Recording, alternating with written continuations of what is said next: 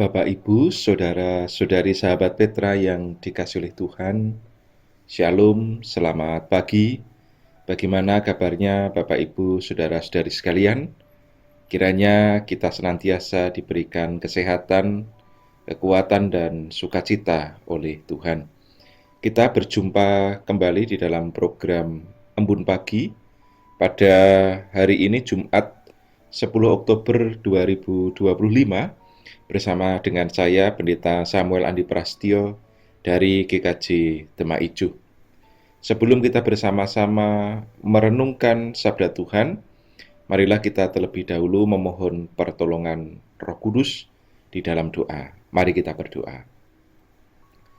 Kami bersyukur, ya Tuhan, jikalau pada pagi hari ini Engkau memberkati dan Engkau membangunkan kami di pagi yang cerah ini dengan penuh keselamatan, dengan penuh kesehatan, dan dengan tenaga energi yang baru. Terima kasih karena Tuhan telah menjagai di dalam kami beristirahat semalam, dan Tuhan membangunkan kami dan memberikan kesempatan kepada kami untuk pagi hari ini kami melanjutkan kehidupan dan karya kami. Ya Tuhan, sebelum kami memulai segala aktivitas dan karya kami di hari ini, kami bersama akan mendengarkan dan merenungkan sabda-Mu. Kami mohon kuasa Roh-Mu yang kudus berkarya dan memampukan kami yang lemah dan terbatas ini, sehingga kami dapat mengerti, memahami kehendak Tuhan, dan melakukannya dalam hidup kami hari lepas hari. Sehingga di dalam kami mengerjakan setiap tugas tanggung jawab dan karya hari ini Tuhan, kami senantiasa diterangi oleh kebenaran firman-Mu. Maka berfirmanlah, kami telah siap untuk mendengar. Di dalam nama Tuhan Yesus kami berdoa. Amin. Ibu, Bapak, saudari-saudara sahabat Petra yang dikasihi oleh Tuhan, bagian sabda Tuhan kita pada pagi hari ini diambilkan dari surat 2 Timotius pasalnya yang kedua, ayatnya yang pertama sampai yang ke-7. 2 Timotius pasalnya yang kedua, ayat pertama sampai yang ke-7. Lembaga Alkitab Indonesia memberikan judul perikop, panggilan untuk ikut menderita yang demikian. Sebab itu, hai anakku, jadilah kuat oleh kasih karunia dalam Kristus Yesus. Apa yang telah engkau dengar daripadaku di depan banyak saksi, percayakanlah itu kepada orang-orang yang dapat dipercayai, yang juga cakap mengajar orang lain. Ikutlah menderita sebagai seorang prajurit yang baik dari Kristus Yesus, seorang prajurit yang sedang berjuang, tidak memusingkan dirinya dengan soal-soal penghidupannya, supaya dengan demikian ia berkenan kepada komandannya. Seorang olahragawan hanya dapat memperoleh mahkota sebagai juara apabila ia bertanding menurut peraturan olahraga. Seorang petani yang bekerja keras haruslah yang pertama menikmati hasil usahanya. Perhatikanlah apa yang kukatakan. Tuhan akan memberi kepadamu pengertian dalam segala sesuatu. Demikianlah Injil Tuhan kita Yesus Kristus, atau sabda Tuhan yang berbahagia, yang diberkati setiap kita, yang dengan mendengar, memelihara sabdanya dalam hidup sehari-hari. Haleluya, amin.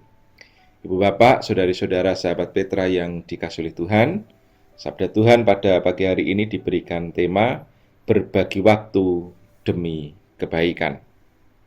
Bapak, Ibu, jika kita memperhatikan sabda pada saat ini, Lembaga Alkitab Indonesia tadi memberikan judul perikop, panggilan untuk ikut menderita. Pertanyaannya adalah, adakah yang mau mengalami penderitaan? Pada umumnya, orang akan menjawab tidak. Namun, apakah ada hidup tanpa penderitaan? Rasanya juga tidak. Maka, setiap orang pasti pernah mengalami atau mempunyai penderitaannya masing-masing. Lazimnya, orang akan berusaha melepaskan diri dari penderitaan itu. Namun orang percaya justru dipanggil untuk siap menderita. Karena itu mereka harus kuat di dalam dan bersama dengan Tuhan. Perikop 2 Timotius 2 ayat pertama sampai yang ke-7 tadi merupakan nasihat Rasul Paulus kepada Timotius, anak rohaninya, agar menjadi pribadi yang kuat imannya dalam mengikut Tuhan Yesus Kristus sebagai teladan dan tetap taat menderita dengan mengikuti contoh yang telah diberikan oleh Rasul Paulus, yakni panggilan untuk tabah dalam derita. Nasihat Paulus ini berkaitan dengan ancaman penganiayaan yang kejam oleh pemerintah Romawi terhadap jemaat Kristen mula-mula pada waktu itu, dan dipengaruhi dari ajaran sesat yang membingungkan yang berbeda dengan berita Injil yang diberitakan oleh Paulus. Semua nasihat ini dikuatkan dengan 3 macam gambaran dari kehidupan militer, dari dunia atletik, dan dari bidang pertanian. Dalam ayatnya yang ke-3 sampai ke-4, orang Kristen digambarkan sebagai seorang prajurit yang berjuang dalam perang. Sama seperti cara prajurit yang tahan menghadapi penderitaan di medan perang, begitu juga orang-orang Kristen harus tahan menghadapi penderitaan yang terjadi karena setia pada Tuhan, karena mempertahankan imannya. Sama seperti seorang prajurit taat kepada komandannya, demikian juga orang Kristen harus taat kepada Kristus, Sang Komandan sejati. Orang yang memberitakan Injil disebut seorang prajurit yang baik dari Kristus Yesus. Karena itu tidaklah mudah. Tantangan serta hambatan senantiasa menghadang. Namun seorang prajurit Kristus rela menanggung derita demi mengabarkan Injil Yesus Kristus sebagai penggenapan janji Allah dan berita keselamatan bagi manusia. Perjuangan Paulus menjadi contoh. Ia dipenjara, namun firman Allah tidak dapat dibelenggu.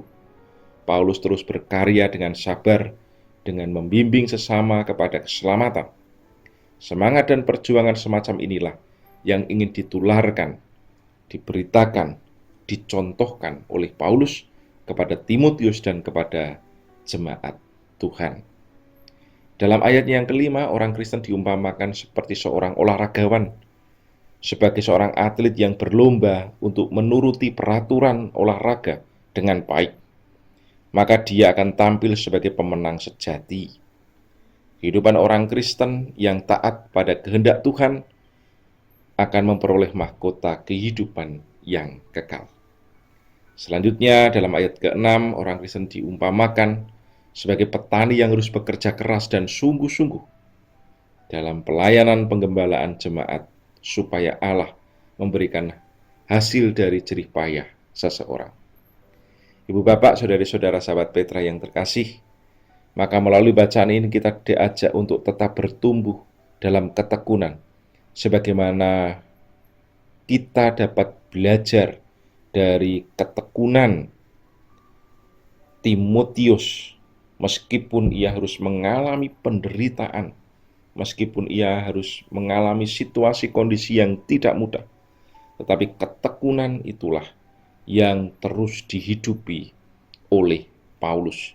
Penderitaan karena mengabarkan Injil diterima Timotius dan Paulus dengan penuh sukacita dan kegembiraan. Pun demikian dalam kehidupan kita. Kita juga diajak untuk berani menderita karena Injil.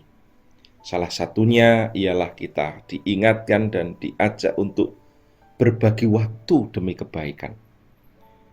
Berbagi waktu di keluarga kita, berbagi waktu di pekerjaan kita, dan berbagi waktu dalam pelayanan di gereja. Mungkin di sana ada penderitaan yang harus kita tanggung. Tetapi belajar dari sikap hidup Timotius dan Paulus bahwa penderitaan karena mengerjakan kehendak Allah merupakan sesuatu yang harus kita hayati sebagai sebuah kasih dan berkat dari Tuhan. Berbagi waktu, kita tidak hanya menghabiskan waktu di satu tempat, misalnya di pekerjaan kita, sebagai seorang yang sangat workaholic, sehingga lupa pada tugas tanggung jawab dalam keluarga, dan lupa pada pekerjaan pelayanan di gerejanya. Sekali lagi, berbagi waktu pun juga mungkin akan mendatangkan penderitaan bagi hidup kita. Seharusnya pulang dari kerja, kita bisa beristirahat di rumah, bercengkrama dengan keluarga, dengan lebih leluasa. Tapi pulang dari kerja, kita sampai di rumah, dan kemudian bercengkrama sebentar dengan anak-anak kita, atau orang tua kita, dan kemudian harus melayani Tuhan melalui pelayanan gereja, baik itu di wilayah maupun di gereja. Atau harus kemudian mengikuti rapat gereja dan lain sebagainya. Tentu ini merupakan sesuatu yang mungkin menjadikan penderitaan. Tetapi jika kita menghayati cinta kasih Tuhan, menghayati pengorbanan Tuhan, menghayati kemurahan Tuhan dalam kehidupan kita, semua yang kita kerjakan bukanlah penderitaan, tetapi berkat.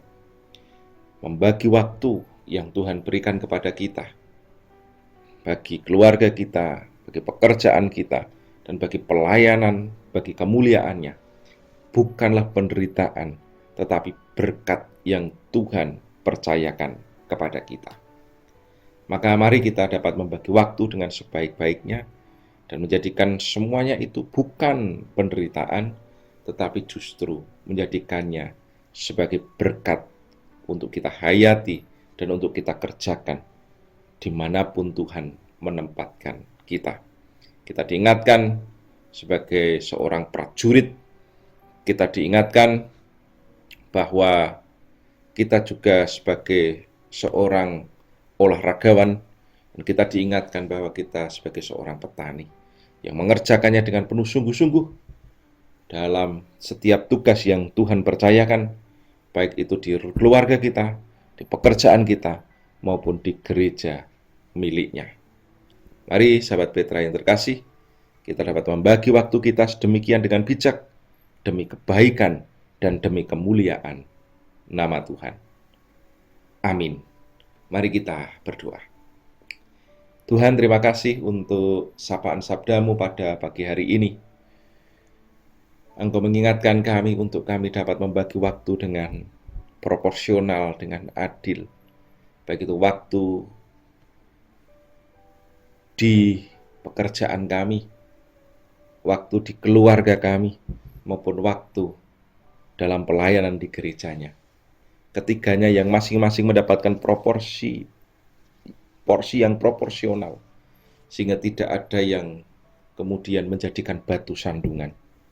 Meskipun seringkali kami masih melihatnya sebagai sebuah penderitaan, tapi pagi hari Engkau mengingatkan kami, Tuhan, ketika kami dipanggil untuk melayani-Mu, baik itu di keluarga kami, di pekerjaan kami, maupun di gereja milik Tuhan, bukanlah sebagai sebuah penderitaan, tapi justru sebagai sebuah berkat yang Tuhan percayakan kepada kami. Maka mampukanlah kami untuk membagi waktu dengan bijak, sehingga semuanya boleh kami kerjakan seturut dengan kehendak Tuhan. Bapa Surgawi, pagi hari ini kami akan memulai segala aktivitas kami, karya dan pekerjaan kami. Kiranya Tuhan memberkati, memberikan kesehatan, keselamatan, dan sukacita bagi kami, sehingga setiap pekerjaan karya usaha kami, Tuhan, dapat kami kerjakan dengan baik, dan itu mendatangkan berkat bagi setiap orang yang kami jumpai. Kami menyerahkan hidup kami seutuhnya, hari esok kami, masa depan kami juga menyerahkan Radio Petra ini, Tuhan, sebagai kepanjangan dan sebagai milik Tuhan, untuk mewartakan Injil Kerajaan Tuhan. Maka berkatilah Tuhan, sehingga semuanya boleh berjalan dengan baik seturut dengan kehendak-Mu. Di dalam nama Tuhan Yesus, kami mendasarkan doa kami, dan kami akan memulai setiap pekerjaan karya usaha kami dalam berkat Tuhan. Amin. Demikianlah Ibu Bapak, Saudari-saudara, sahabat Petra yang dikasihi oleh Tuhan, Embun Pagi pada hari ini Jumat 10 Oktober 2025. Saya Pendeta Samuel Andi Prasetyo dari GKJ Demak Ijo. Undur diri, selamat berkarya, selamat melayani, selamat mengasihi orang lain di hari ini. Amin.